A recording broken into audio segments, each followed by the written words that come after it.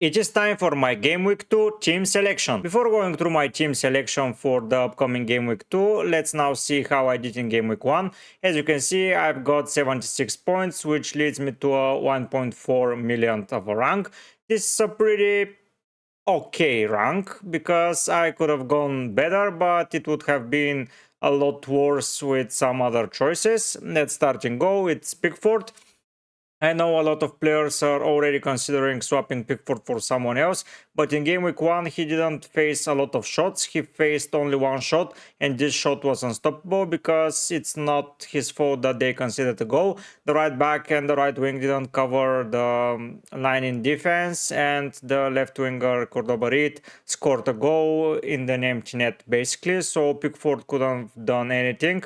And Leno on the other side should have considered a goal because the goal for Everton should have stood, but it is what it is. Onana on the other hand got a clean sheet there as well. He should have received a penalty and a yellow card for that tackle at the end of the game, but he didn't. And Johnston kept a clean sheet against Sheffield United, but that was expected. So yeah, Pickford 2 points. I believe that 6 points were inbound for him, especially without any chances for Fulham. But it is what it is, 2 points from him. My goalkeeper on the bench is Turner, so 2 points there, nothing to lose. Chilwell, Saliba and Estupinian in defense, 3 of them returned. Chilwell scored a goal in the first half, but it was a tight offside, so it was overturned and overruled, so only an assist for him. It was an auto assist from a set piece with a head, but I take all of those points, and he got 2 bonus points. Saliba 5 points. He provided an assist to Saka's goal. Again, a lucky assist. He just gave the ball to Saka, and Saka scored a wonder goal, and he was almost up for the full bonus, I believe, and the clean sheet, and he would have gotten 12 points, and that would have been the better outcome. But yeah, 7 points were gone just because. So yeah, he was on 3 bonus. So yeah, the bonus is everything in that game, especially with the clean sheet for the defenders, because 7 points more swing compared to Gabriel would have been even better. But 5 points, I get that. His price is up to a rise, and he is going to play the next game for Arsenal for sure. So yeah, 5 points from him. I'm pretty delighted that I owned him and not Gabriel.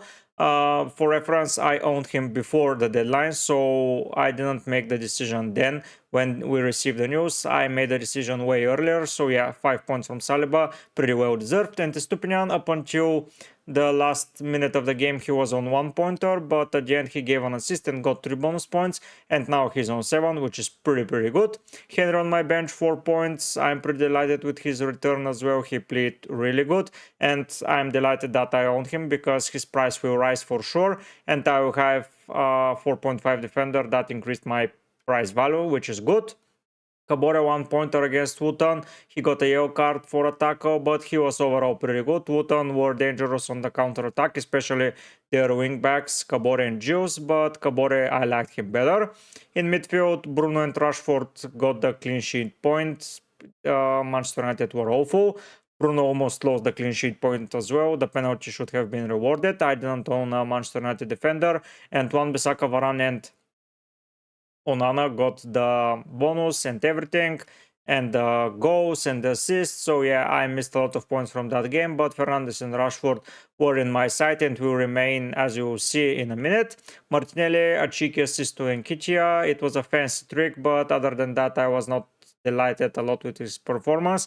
Let's give him a couple of more game weeks and then decide what to do with him. And Saka, 10 pointer, a wonder goal, and he was ever present in the game and everything, so pretty good start from him. Diogo Jota, 1 pointer. He is for next game here for game week 2, and all the points he should have gotten in game week 1 would have been a bonus, but I hoped at least for 2 points, but he got a yellow card, then he didn't score a goal or provide an assist. He was a little bit disconnected with the Luis Diaz and Salah attacking threat, because both of the wingers were very attacking, while Jota and Gakpo were not. And I'm happy that I'm owning Jota, but most probably I will transfer him out after game week 2. But that's a topic for the next week's videos. Up front, João Pedro scored a penalty, even though Milner and Gross were on the field, so Pedro is the penalty taker. He won the penalty, so that may have been taken into consideration, but regardless, he took the penalty, and other than that, he almost scored a goal, but he missed a sitter, and if he has scored, I would have been on even better points, but let's not take all the points in game week 1. We have to save some from the later stages of the game, because you cannot win FPL in game week 1. You can for sure lose it if you go differential scale and none of your players provide, but that's not the case for me. I'm above average. I'm around the 1.1 million rank. I'm only 2 points away, so nothing to worry about just yet. Haaland, he was my captain, 26 points from him. He was pretty good. He scored 2 goals with basically his first 2 shots, and they were pretty difficult shots, and he is just a poacher. Yeah, he's just providing a lot of points for the money you spent on him. Yeah, 13 points. Other than that, Isaac got 13 as well up front, but you cannot get the same returns from Isaac as you get from Haaland. At least that's what I believe. That's why I got Haaland, but we will see, and we will monitor in the next couple of games for sure. And my final option on the bench is Usula from Sheffield United. He is a playing player, so he got a yellow card against Crystal Palace, but I do not care about that. He's there, he's playing, so most probably I won't lose any value in him, so I can be delighted with whenever he plays. If players want to transfer him, because if they're playing 3-4-3 and want to migrate to 3-5-2, Osula will be their player of choice in my opinion. So yeah, I will get a little bit of price rises most probably, and when I need to transfer him out, he will be on a good price for sure. But right now I'm pretty delighted. No one is near drop pricing. Maybe some of the players that I want for game week 3 are up to a price rise, but we'll think about that after game week 2. For now, let's go and see how my lineup for game week 2 is looking like. During recording, only 2 of my players has price risen, and that's why I'm only 0.2 over my initial squad value. Maybe more players will rise, but as I mentioned during recording, only 2 players have risen. This week I'm opting for Turner against Sheffield United at home. I believe Nottingham Forest did okay against Arsenal. They were pretty good, and I believe that at home they will be a different breed, and especially a team like Sheffield United, who is going to be relegated in my opinion. It will be a pretty good game to get points from Nottingham. It will be a good game to get points from Sheffield United's perspective as well, but I believe that Turner will keep a clean sheet, and he may be getting a couple of saves here and there, at least 3, so I can get a save point. And yeah, that's why I brought him for game weeks 2 and 5. Pickford is having difficult fixtures. As you can see, it's Aston Villa away. Aston Villa, even though they conceded 5 goals against Newcastle, I believe that they will be a pretty good side attacking wise, and I don't see Everton keeping a clean sheet there. Even if they concede 1 goal and Turner do not, it will be better for me no matter how many saves Pickford makes. But yeah, if I'm wrong again, it is what it is. I have a goalkeeper's curse. I can never get the goalkeeper right, but this is the better fixture and I'm attacking it for sure. As you can see, I have not made any transfer, so I'll be rotating players inside my team. You'll see in a minute how the other players are lined up, but for now, write down in the comment section, do you believe I'm making a mistake by going for Turner, or should I stick with Pickford and just face the difficult fixture and rely on some save points and some bonus points? In defense, I'm staying with the same defenders, and as you can see, all of my defenders are playing away. Chilwell, Saliba, Estupiñán and Henry, the 4 of them are playing away, and Kabore is not having a fixture due to some stadium renovations. Their game against Burnley is postponed, so Wootton are not having a game this game week. Let's talk about the defenders now. Chilwell against West Ham United. I believe that West Ham will score a goal, most probably, up until Chelsea are up to par with the new defensive midfielder signing of Caicedo. But after Caicedo settles next to Enzo Fernandez and most probably Chukwuemeka, I believe that will be a very, very good midfield, and Chilwell will benefit from that because first of all, he will get the ball more to him, and second of all, he will get a clean sheet bonus. But for now, let's focus on his attacking returns. I believe that Chilwell is a pretty strong defender. I believe that he's the best attacker from Chelsea, because he's that good. He's getting in so many dangerous opportunities, and if the level of the goalkeeper was not on Alisson's level, I believe he will score a goal here and there, and I believe that this game will be the first where he returns once again. If he remains injury free, it will be robbery to not go for him. So yeah, I'm sticking with Chilwell for sure. Saliba, I know Crystal Palace had a pretty good game against Sheffield, but it was against Sheffield, so I don't see them having such a good game against Arsenal. I know Roy Hodgson is a very experienced manager and he can adapt his size to whatever the danger is, but I believe that last season Arsenal were even better on the road for defensive purposes. They were pretty solid, and for the first 8 to 9 game weeks, I believe they did not concede any goal on the road, but they were always conceding at home. If that remains the same, it will be pretty interesting to monitor for sure. But yeah, I believe that Saliba is keeping a clean sheet this game, especially against Crystal Palace.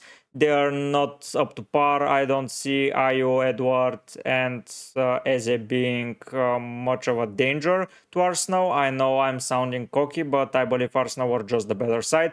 Even though it's a London derby, I even see it as a 1 or 2-0 to Arsenal once again, and a clean sheet and most probably a bonus point for Saliba, but we'll have to see if that's the case. And the last pick on my Game Week 2 selection in defense is Estupinian. I'm opting for him because, first of all, he is great. He is so attacking. He made the most chances against everyone on the field.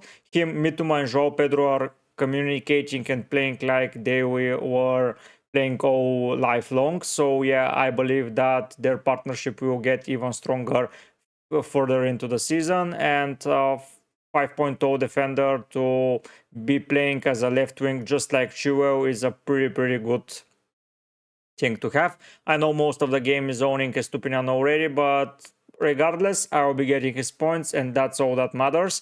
That I don't care if it's 100% owned, even if I own him, I'm getting the points. So yeah, I will be monitor him, but I will not benching him. Even in game weeks 4 and 5, I'm highly considering still playing him against all the oppositions, but that's again for future videos. Henry, even though he had a perfect game against Spurs, he's staying on the bench right now. I do not believe that Chilwell, Saliba, and Stupinian will gain less points than him. And I was right last week. He got 4, while the others got one of them 5 and the other 2 7. So I believe these scores will be even higher this game week. I know this defense is pretty popular among all of the content creators, but I would have gotten the impact and the upper hand if they did not went for Saliba just right at the end of deadline in game week 1.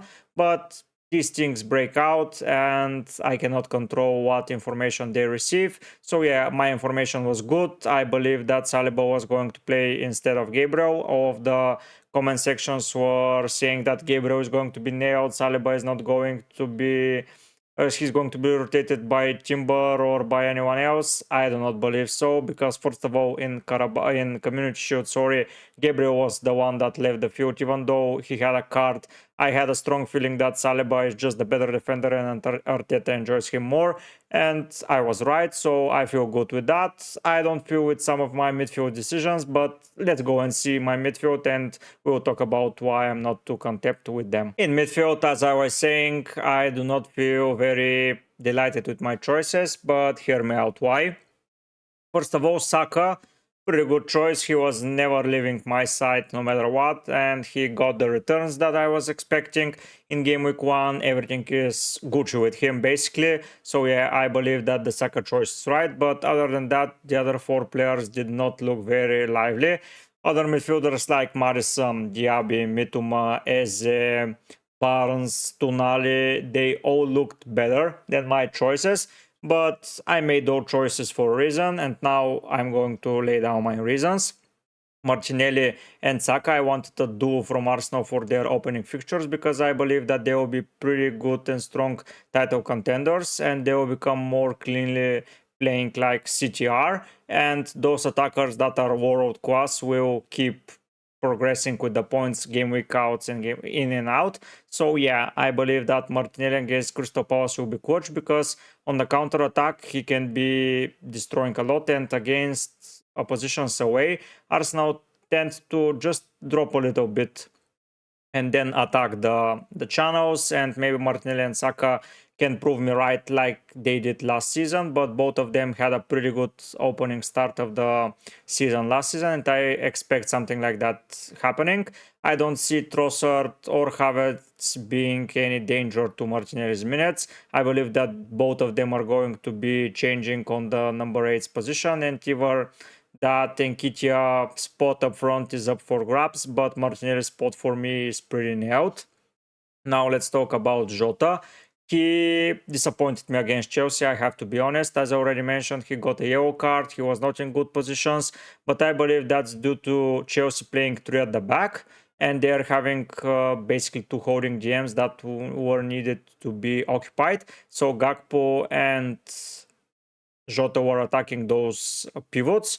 So yeah, if Bournemouth are playing 4 at the back, and Jota can just attack the one of the defenders, while Gakpo is following the holding GMs, it will be even better. But Chelsea were just overpopulating the midfield with Chilwell and James, and they were attacking more and more.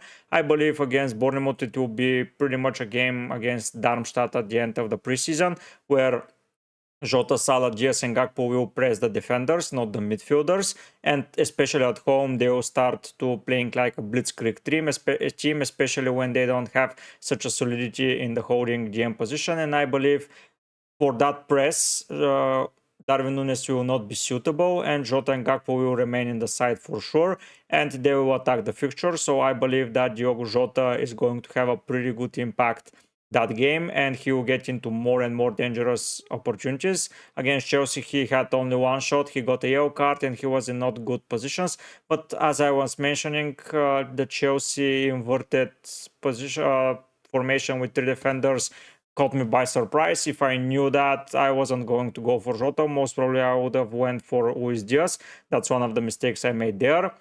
The other player that I did not go for was Maddison, because I did not expect him to be as good and as present without Harry Kane, because Richarlison is not on the level of Maddison, and I believe that Maddison can do bits, and now seeing doing so, even though his second assist shouldn't have counted in my opinion, his first assist was good. He can take some long shots, especially against weaker oppositions when they will be closed and Spurs will be attacking more methodically. I believe that he will be having more and more opportunities, but now I'm sticking with Jota because first of all I brought him for the Bournemouth game and I expected a go against Chelsea, let's be honest, but now I'm expecting more. Even if he performs well, even if he doesn't, he is a goner from game week 2, and most probably I will be putting someone from Spurs, but let's see and monitor game week 2, it will show us a lot. And finally, I'm going to talk about Rashford and Bruno Fernandes. I believe that both of them did not deliver what I was expecting.